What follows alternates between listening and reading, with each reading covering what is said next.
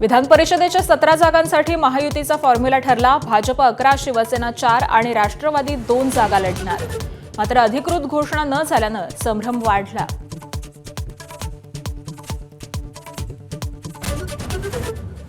शिवसेनेचा आग्रह असलेली रायगडची जागा अखेर राष्ट्रवादीकडे। अनिकेत तटकरेंचा अर्ज भरायला शिवसेना आमदारही जाणार।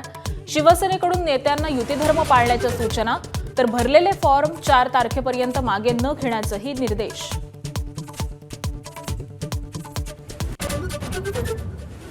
ई-केवायसी न केल्याने तब्बल 80 लाख लाडक्या बहिणी अपात्र। निवडणुका संपताच लाडक्या बहिणींचा विसर पडल्याची सुषमा अंधारे आणि रोहिणी खडसेंची टीका।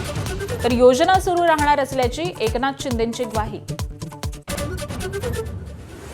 शेतकऱ्यांना पुढील 10 दिवसांमध्ये कर्जमाफी मिळणार। कृषी मंत्री दत्तात्रय भरणेंची घोषणा। पुण्यश्लोक राजमाता अहिल्यादेवी होळकर जयंती कार्यक्रमातून जाहीर केलं।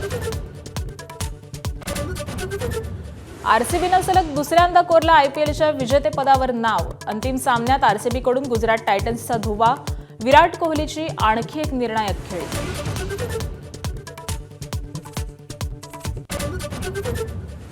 ज्येष्ठ गायिका सुमन कल्याणपूर यांचं वयाच्या 89व्या वर्षी निधन।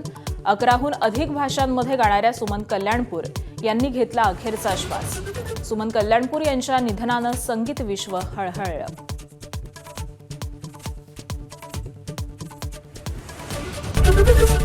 एबीपी माझा, उघडा डोळे बघा नीट।